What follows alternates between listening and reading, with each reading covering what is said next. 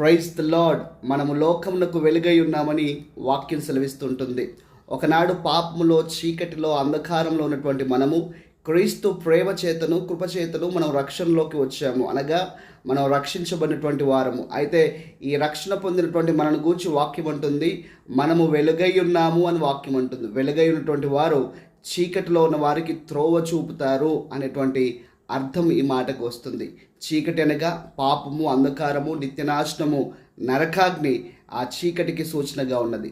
అయితే బైబిల్ నుంచి మరొక ఉదాహరణ మనం మాట్లాడుకున్నట్టయితే, యోసేపు ఎలాగున ఐగుప్తు దేశంని, ఆ దేశంలో ఉన్నటువంటి ప్రజల్ని కరువు కోరలోంచి రక్షించాడో మనందరికీ తెలుసు.